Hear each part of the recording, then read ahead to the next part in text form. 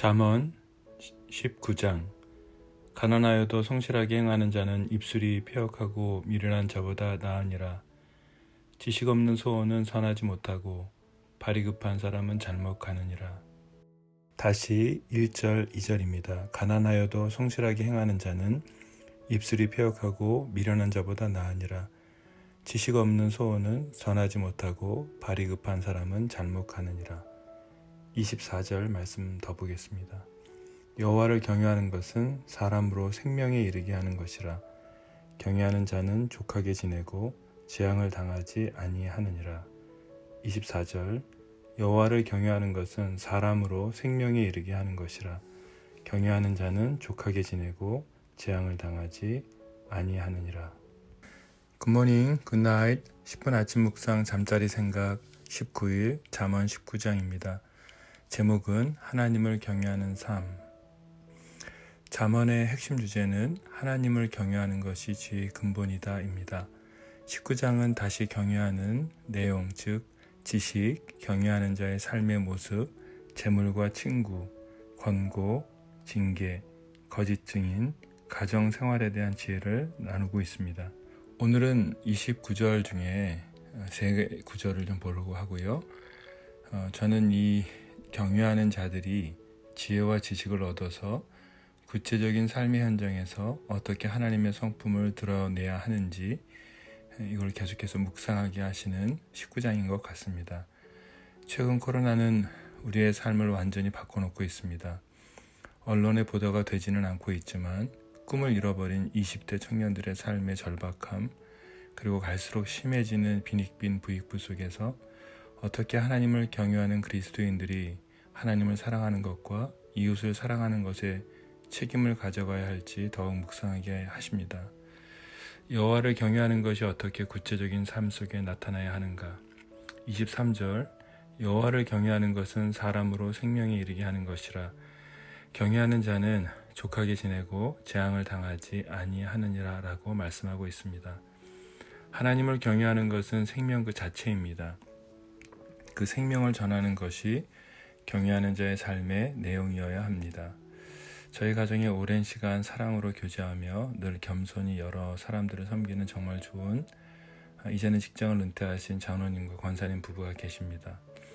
코로나 상황과 저의 여러 상황을 아시고 기도하시고 또 걱정하시는 좋은 동역자들이시죠. 그리고 가족이 3대째 정말 기도를 많이 하시는 하나님을 사랑하는 분들이십니다. 하지만 이분들은 기도만 하시는 분들이 아니십니다. 카페에서도 차를 저와 드실 때 카페의 휴지도 아끼시는 분이십니다. 하나님을 사랑하시는 분이시지만 이웃을 사랑하는 분이십니다. 아끼고 아껴서 외국인 자녀들을 돌보는 공동체에도 직접 장비를 가지고 성실하게 일하시는 분이십니다. 얼마든지 노후를 편하게 지내셔도 될 만큼 사회적인 지위와 권위가 있으신 분이십니다. 하지만 몸으로 일하고 섬기는 것들을 마다하지 않습니다. 하나님을 경외하는 자들이 생명을 살리기 위해 기도의 골방에서 하나님께 자신의 연약함을 외치며 그 골방에만 있는 것이 아니라 기도의 방에서 뛰쳐나와서 세상을 향해 달려가듯이 그래서 이웃의 아픔을 품고 가는 분들이 참 많이 계십니다. 그분들 중에 한 분이십니다. 이분들이 저희 딸의 보청기가 문제 있다는 것들을 들으시고 마음이 아프셨는지 어제는 이 문제를 완전히 해결해 주셨습니다.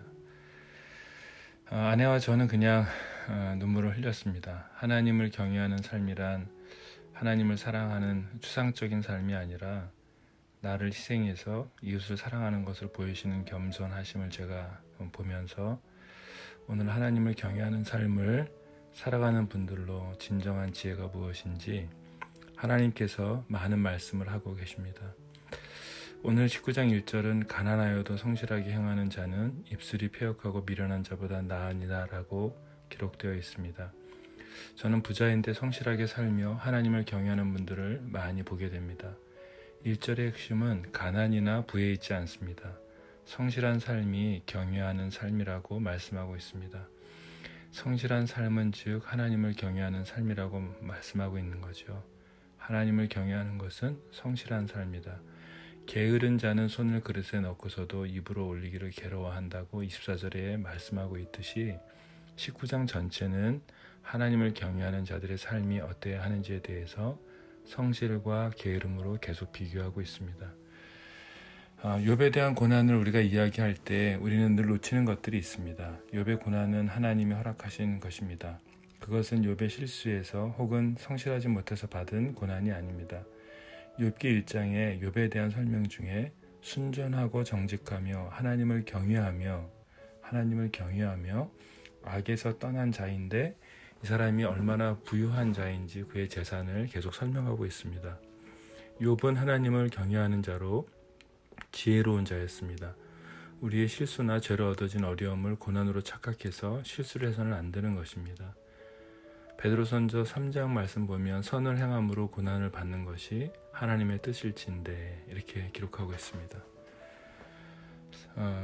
우리 삶에 어려움이 있다면 하나님께 물어야 합니다. 지금 허락하신 지금의 어려움이 하나님께서 성숙의 과정으로 이끌고 계신 것인지 아니면 징계에 대한 부분인지 우리는 분별해야 합니다. 그렇기 때문에 우리는 들어야 합니다. 듣는 마음, 즉 그래서 잠언을 주신 이유가 있는 것입니다. 사랑하는 사람에게 사랑을 표현하려면 소통을 해야겠죠. 무례하지 않게 아주 상식적으로 더 젠틀하고 멋있게 표현을 시작하고 점점 서로 마음을 열어가면서 더 관계가 깊어지게 되고 결국 가정을 이루고 결국 자녀를 열매를 갖게 됩니다. 이웃을 사랑하려면 이웃과 소통을 해야겠죠. 하나님은 세상을 너무 사랑하셔서 직접 인간의 몸으로 오시는 소통을 선택하셨습니다. 낮아짐입니다. 겸손이죠. 창조주가 바퀴벌레가 되기로 결정하신 것입니다. 하나님을 경외한다는 것은 나 자신이 누구인지 알 때 가능합니다. 나 자신은 누구입니까? 경외하지 않을 수 없는 하나님을 안다는 것은 나를 알게 되기 때문에 시작되는 것입니다. 바퀴벌레를 보면서 비웃던 메뚜기가 있었습니다. 메뚜기를 보면서 하늘을 날면서 잠자리가 메뚜기를 비웃었죠. 그래서 잠자리는 세상이 다 자기 건 줄 알았습니다. 그 잠자리를 비웃던 참새가 결국은 그 참새를 바라보며 독수리가 비웃는, 그러면서 한 번의 날개짓을 하면서 여유 있게 흐르는 그 전체적인 모습, 우리 모습과 같다고 생각하지 않으십니까? 누가 누구를 비교하고 누가 누구를 판단하고, 그쵸? 누가 누구를 정죄할 수 있을까요? 피조물이 창조주 앞에서의 교만한 말이죠. 경외할 수밖에 없는 그분이 우리를 위해 오셨습니다. 하나님 앞에서의 우리의 모습이 얼마나 하나님 보시기에 한심한 것들인지, 그쵸? 그래서 우리는 하나님 앞에서 이웃을 사랑할 수 있습니다. 우리가 사랑할 수 없는 존재가 아니라 우리는 어떤 존재인지 알기 때문에 이웃을 사랑할 수 있습니다. 여기서의 이웃은 같은 공동체에 있는 사람이 아니라 가정을 넘어서 내 가족이 아니라 내가 속한 공동체가 아니라 넘어서 세상입니다. 하나님은 세상을 이처럼 사랑하셔서 독생자를 주셨고 그래서 그분을 믿는 자마다 멸망치 않고 영생을 얻게 하려 한다고 말씀하신 거죠. 하나님을 경외하는 생명을 얻은 우리는 세상의 생명을 전하는 자들로 소통을 해야 합니다. 베드로는 그리스도인들의 행동에 대한 판단의 방향과 기준을 하나님께로 두었습니다. 하나님을 향한 선한 양심에 대해서 베드로는 3장 21절에 베드로전서 거기에서 언급하고 있습니다. 그냥 양심이 아니라 하나님을 향한 선한 양심이라고 베드로는 기록하고 있습니다. 이러한 선한 양심을 가진 그리스도인들로 인해서 나타나는 결과는 무엇이죠? 네, 선한 행실입니다.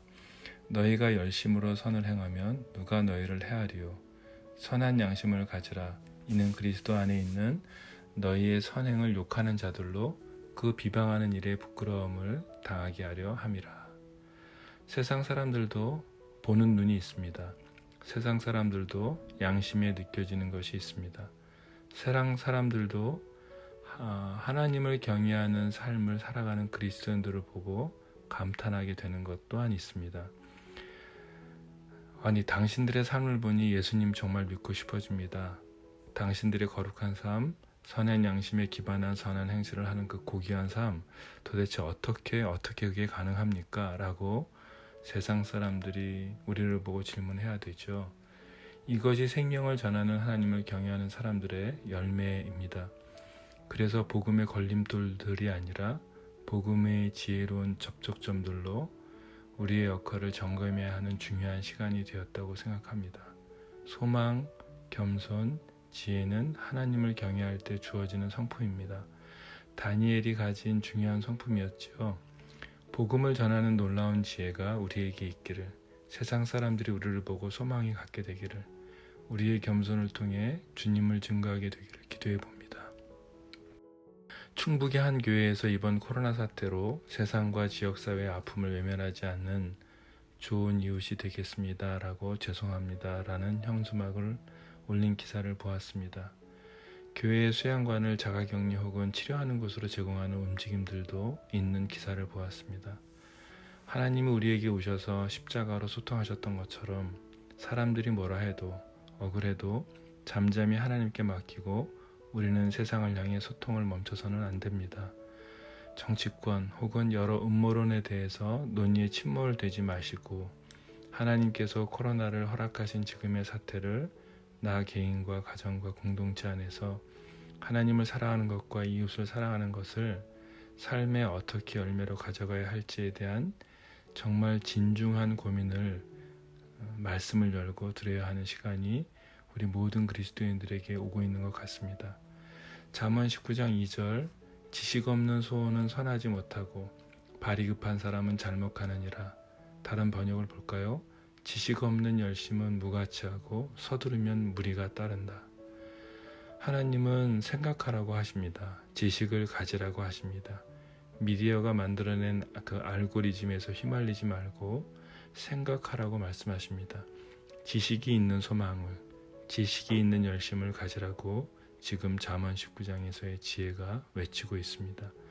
인간의 무분별한 개발로 발생한 환경적인 변화에 대해 우리가 생육하고 다스리라고 말씀하신 명령을 기억한다면 우리는 그 명령을 잘 다스리고 있는지 이번 사태로 지혜를 얻게 되는 우리 모두가 되었으면 좋겠습니다. 하나님을 경외하는 그리스도인으로서 세상 속에서 빛과 소금의 역할을 어떻게 실제적인 삶에서 감당해야 할지를 하나님께 묻는, 그래서 답을 얻는 하루가 되기를 기도하겠습니다. 그런 날이 되었기를 소망합니다. 묵상을 위한 질문인데요. 나는 하나님을 경외하는 삶을 내 자녀에게 또 내 가족에게 이웃에게 나타내고 있는가? 오늘 잠언 19장 가운데 나를 찔리게 하는 그 단어는 무엇인가? 그것을 가지고 오늘 하루 씨름을 하면서 살아보려는 노력을 해야 하지 않을까요? 우리의 선한 양심과 선한 행실을 통해서 예수님을 믿지 않은 사람들이 하나님을 알아가고 예수님을 믿고 싶어하고 있는가? 만약에 그렇지 않다면 지금 내 주변의 이웃들에게 나는 무엇을 할 수 있을까입니다. 지혜의 기도입니다. 하나님, 세상 사람들이 나와 우리의 선한 양심과 선한 행실을 보고 하나님을 알고 싶고 예수님을 믿고 싶고 성령 하나님을 갈망하게 하고 싶습니다. 하지만 나를 보면 너무 이기적이고 게으르며 양심이 굳어져 있는 저를 보게 됩니다. 악한 현실과 타협하고 세상의 가치관 속에서 적당히 적응하며 살아가려는 저를 깨워주십시오. 하나님의 하나님을 향한 선한 양심을, 선한 행실을 회복시켜 주셔서 하나님을 경외하는 삶을 살아가며 하나님의 지혜로 세상 사람들이 외치는 소리를 듣는 마음을 저에게, 우리 가정에게, 또 모든 교회들에게 주시기를 기도합니다. 예수님의 이름으로 기도했습니다. 아멘.